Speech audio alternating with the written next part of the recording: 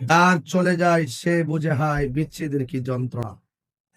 হারানোর ব্যথা যে হারায় সে বুঝে। কথা বলেন ঠিক কিনা? আপনারা দেখেছেন গত কিছুদিন আগে উসমান হাদিকে গুলি করেছিল। আমি তীব্র প্রতিবাদ করেছিলাম। আজকে সে উসমান হাদি না ফেরার দেশে চলে গেছে।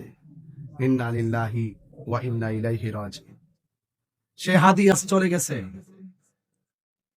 আমি একটা ছবি দেখে আমি স্তব্ধ হয়ে গেছি। তার বাচ্চাটা কাদের মধ্যে ছিল এইভাবে, ফুটফুটে বাচ্চাটা কত আগ্রহ নিয়ে বাবা তার বাচ্চাটাকে কাঁধে তুলে আনন্দ করেছেন। সে আনন্দ হয়তো বাচ্চাটা আর পাবে না।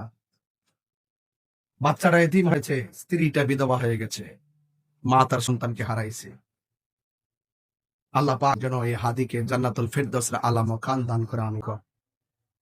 আমি পরিষ্কার ভাষায় বলতে চাই, ভাই, আপনার সাথে আমার রাজনৈতিক দ্বন্দ্ব থাকতে পারে, মতাদর্শের ভিন্নতা থাকতে পারে, কিন্তু খুনের পথ বেছে নেওয়া, মেরে ফেলার পথ বেছে নেওয়া, এই সংস্কৃতিটা ভালো নয়। লাশ নিয়ে রাজনীতি আমরা চাই না, লাশের খেলা আর হোলি খেলা আর আমরা দেখতে চাই না। কথা বলেন ঠিক না বেটি?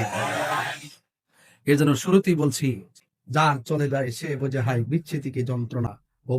অবুঝ শিশুর অবুঝ প্রশ্ন, কি দিয়ে দেব সান্ত্বনা। এই জন্য আপনাদেরকে অনুরোধ করে বলবো, আপনার এলাকায় আছেন, রাজনীতির সূত্র ধরে, মতাদর্শের ভিন্নতা ধরে আপনার সাথে আমার মতাদর্শের মিল না থাকতে পারে, কিন্তু তাই বলে মেরে ফেলবো, খুন করে ফেলবো, এ খুন হুম এগুলো এই দেশে বন্ধ করতে হবে। কথা বলেন ঠিক কিনা?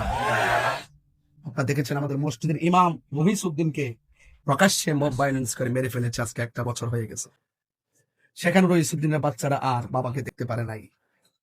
এই জন্য যার চলে যায় সে বুঝে হয় বিচ্ছেদ। আরে মিয়া, রাজনীতি যেটা মন সেটা করে, হক কথা তো বলবেন। একটা মানুষকে মেরে ফেলবে এইভাবে তরতাজা মানুষ, এটা উচিত নয়।